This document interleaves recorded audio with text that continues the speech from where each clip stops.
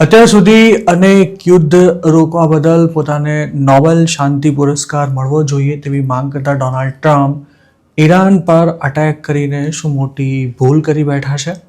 જે રીતે આ યુદ્ધ લાંબુ ખેંચાતું દેખાઈ રહ્યું છે તેનાથી હવે આ પ્રશ્ન થવો સ્વાભાવિક છે. અમેરિકાના પ્રેસિડેન્ટને કદાચ એવો વહેમ હતો કે પોતે જેમ વેનેઝુએલા પર રાતોરાત હુમલો કરી તેના પ્રેસિડેન્ટ મદુરોને ઉઠાવી લાવ્યા હતા, તેવી જ રીતે ઈરાનમાં પણ સુપ્રીમ લીડર ખૌમનીને ખતમ કરીને તેમની આર્મીને ઘૂંટણીએ પાડી દેવામાં આવશે. જોકે ટ્રમ્પની આ ગણતરી ખૂબ જ ભયાનક રીતે ખોટી પડતી દેખાઈ રહી છે અને ઈરાન વોરને કારણે હવે ગ્લોબલ ઇકોનોમી સામે અનિશ્ચિતતાનું નવું અને ઘણું જ મોટું જોખમ ઊભું થઈ રહ્યું છે. છેલ્લા 1-2 મહિનાથી અમેરિકા જે રીતે ઈરાનની આસપાસ પોતાના યુદ્ધ જહાજ તેમજ સૈન્ય તૈનાત કરી રહ્યું હતું, તેનાથી ગમે ત્યારે યુદ્ધ ફાટી નીકળશે તે નક્કી થઈ ગયું હતું અને આવું કંઈ થાય ત્યારે શું કરવાનું છે તેનો પ્લાન પણ ઈરાન પાસે પહેલેથી જ તૈયાર હતો. ન્યૂયોર્ક ટાઈમ્સમાં કરવામાં આવેલા દાવા અનુસાર 86 વર્ષના ખૌમેનીને પોતાને પણ અંદાજો આવી ગયો હતો કે અમેરિકા હવે તેમને વધારે જીવવા નહીં દે. તેથી જ દેશ પર હુમલો થાય અને ટોચની લીડરશિપને ટાર્ગેટ બનાવાય તેવી સ્થિતિનો સામનો કરવા માટે તેમણે 4 લેયર સક્સેશન પ્લાન એટલે કે પોતાના ગયા પછી કોને સત્તા મળશે તેનું આયોજન કરી રાખ્યું હતું. એટલું જ નહીં, પોતાના તમામ મંત્રીઓ અને સિનિયર અધિકારીઓને પણ ખૌમેનીએ આ જ રીતે પોતાના અનુગામીના નામ નક્કી કરી લેવાનો આદેશ ઘણા સમય પહેલાં જ આપી દીધો હતો.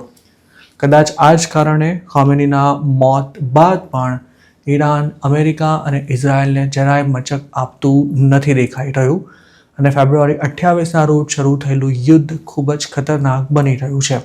હવે એવા પણ સમાચાર આવી રહ્યા છે કે પોતાના ધાર્યા કરતાં ઈરાન વધુ શક્તિશાળી નીકળતા અમેરિકા મિડલ ઇસ્ટમાં વધારાના લશ્કરી દળો મોકલી રહ્યું છે. અત્યાર સુધીમાં અમેરિકન લશ્કરના 6 સર્વિસ મેમ્બર્સના પણ આ યુદ્ધમાં મોત થઈ ચૂક્યા છે. તેમજ મિડલ ઇસ્ટમાં પણ જાણે લોકડાઉન લાગી ગયું હોય તેવી સ્થિતિ સર્જાઈ છે. સોમવારે જ ટ્રમ્પ અને તેમના ટોચના અધિકારીઓએ વોર્નિંગ આપી હતી કે ઈરાન સામેનું યુદ્ધ વધુ ભીષણ બની રહ્યું છે અને તે 4 થી 5 વીક સુધી ચાલી શકે છે.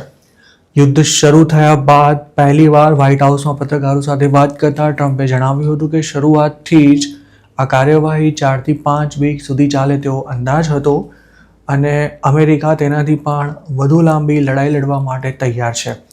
યુએસના વિદેશ સચિવ માર્કો રૂબિયોએ પણ ઈરાનને વોર્નિંગ આપતા જણાવ્યું હતું કે મોટા હુમલા થવાના હજુ બાકી છે.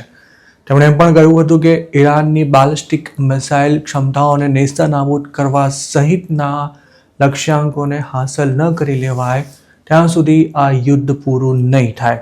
શનિવારથી મંગળવાર સુધીના ગાળામાં અમેરિકા અને ઇઝરાયલે ઈરાન પર હજારો બોમ્બ્સ અને મિસાઇલ્સ વરસાવ્યા છે, જેમાં 500થી પણ વધુ લોકોના મોત થયા છે અને મૃતકોમાં ઈરાનના ટોચના નેતાઓ અને લશ્કરી અધિકારીઓનો પણ સમાવેશ થાય છે.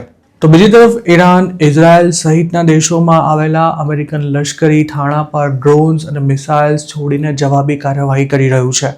ઈરાન દ્વારા કરાયેલા હુમલામાં ઇઝરાયલમાં 10 લોકોના મોત થયા છે, જ્યારે તે સિવાયના દેશોમાં પણ જાનહાનિના અહેવાલ છે. આ ઉપરાંત અમેરિકન એરફોર્સને પણ કેટલાક ફાઇટર જેટ્સ ગુમાવવા પડ્યા છે. 21મી સદીમાં અમેરિકા અફઘાનિસ્તાન અને ઇરાક સામે મોટા પાયે યુદ્ધ કરી ચૂક્યું છે, જેમાં તેને ભારે ખુમારી ભોગવવી પડી હતી અને વર્ષો બાદ બધું રેઢું મૂકીને જ ઘર ભેગા થવાનો પણ વારો આવ્યો હતો. ઇરાક અને અફઘાનિસ્તાન વોરનું કોઈ પરિણામ ન મળ્યું હોવા છતાં પણ ટ્રમ્પે ઈરાન સામે યુદ્ધ શરૂ કરવાનું રિસ્ક લઈને અમેરિકાની મિલિટરી ક્ષમતાને પારખવાનો દુનિયાને વધુ એક મોકો આપી દીધો છે. નવાઈની વાત એ છે કે અફઘાનિસ્તાન અને ઇરાક વોરની ભરપૂર ટીકા કરવાની સાથે તેને મૂર્ખતા ગણાવનારા ટ્રમ્પ ખુદ ઈરાન સામે કેમ યુદ્ધ કરી રહ્યા છે તે તેમના નજીકના લોકોને પણ નથી સમજાઈ રહ્યું અને તેમના આ નિર્ણયને સપોર્ટ કરનારા અમેરિકન્સની સંખ્યા પણ ખૂબ જ ઓછી હોવાનું તાજેતરમાં રોયટર્સ દ્વારા કરાયેલા એક પોલમાં જાણવા મળ્યું હતું. અમેરિકન મીડિયામાં એવી પણ ચર્ચા થઈ રહી છે કે મિડલ ઇસ્ટમાં હાથ નાખીને ટ્રમ્પે પોતાની પ્રેસિડેન્સીને જ દાવ પર લગાવી દીધી છે અને આ યુદ્ધનું પરિણામ જો ટ્રમ્પના ધાર્યા પ્રમાણે ન આવ્યું તો આખી દુનિયા તેમના માથે માછલા ધોશે. ટ્રમ્પે પ્રેસિડેન્ટ બનતા જ ઈરાનને ટાર્ગેટ કરવાનું શરૂ કર્યું હતું. 2025માં B-2 બોમ્બર પ્લેન્સ મોકલી તેની ન્યુક્લિયર ફેસિલિટીઝ પર પણ ભારે બોમ્બ વર્ષા કરવામાં આવી હતી. જોકે આ બધા છમકલા કરીને ટ્રમ્પે ઈરાનને એક રીતે કહીએ તો યુદ્ધ માટે તૈયારી કરવા પૂરતો સમય આપી દીધો હતો. શક્ય છે કે અમેરિકાએ ઈરાનની ક્ષમતાને ઓછી આંકવાની ભૂલ પણ કરી હોઈ શકે છે, પણ ઈરાનના ભૌગોલિક મહત્વને કારણે ટ્રમ્પ પર આ યુદ્ધને બને તેટલું જલ્દી પૂરું કરવાનું પણ પ્રચંડ પ્રેશર રહેવાનું છે.